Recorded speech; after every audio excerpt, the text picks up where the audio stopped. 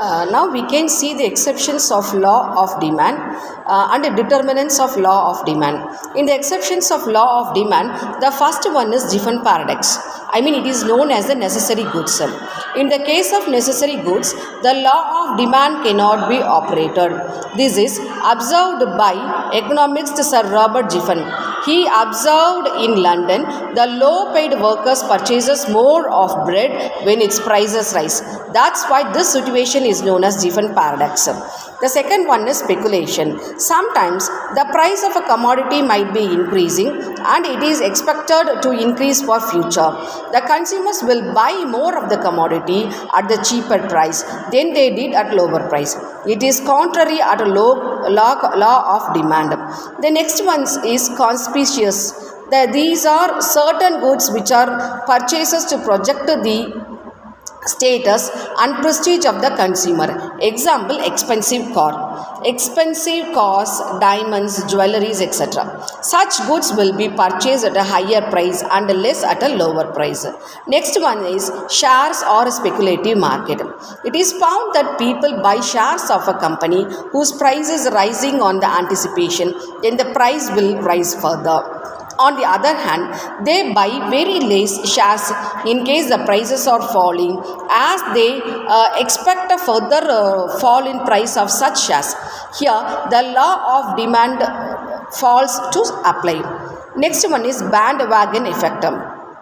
Here, the consumer's demand of a commodity is affected by the taste and preference of the social class to which he belongs to. If playing golf is a fashionable among corporate executive, then at a price of golf accession rises. The businessman may increase the demand for such goals in project his position in the society. The next one is illusion. Sometimes consumers develop a false idea that high-priced goods will have a better quality instead of a low-priced goods. If the price of a such good falls, then they feel that its quality also deteriorates and they do not buy, which are contrary to the law of demand. Next, we can see the determinants of demand. Determinants, the demand for any commodity is depend upon many factors. These factors are called determinants of demand. The first determinant is price of the goods. The demand for any commodity first depends upon its prices. When the price rises, demand decreases. When the price falls, demand increases. The next factor is prices of the substitute goods. The demand for any commodity not only depends upon the price but also the prices of its substitute goods. For example, tea and coffee. Here the demand for tea depends upon the price of coffee. If the price of a coffee falls, the demand for coffee will rise following the law of demand. Since coffee is the substitute for tea, people will reduce the consumption of tea and increase the consumption of coffee, as coffee is now relatively cheaper than tea. So, when the price of coffee falls, the demand for tea will also falls. The essence of this example is the demand for a commodity and the price of its substitute. The next one is prices of the complementary goods.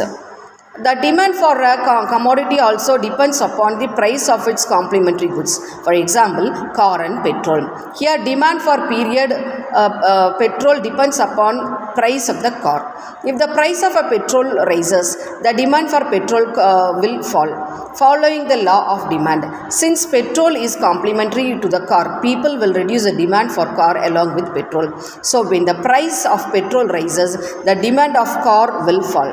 This analysis educates that the demand for a commodity and the price of the complement are inversely related. The next one is the income of the consumer. The income of the consumer also influences the demand for a commodity. When the income of the people purchases the more quantity of goods, when the income falls, they purchase less quantity of goods. The next one is taste and preference of the consumers. The taste and preference of the consumers can also determine the demand for a commodity. When the taste are changed, the demand for goods also changed. The next one is population. When the population is increased, the demand for goods also increases. When the population decreases, demand also decreases. The last one is climate. The climatic conditions also can influence the demand in hot climatic conditions. Cold erasers are demanded in rainy season. Umbrella are demanded. Thank you.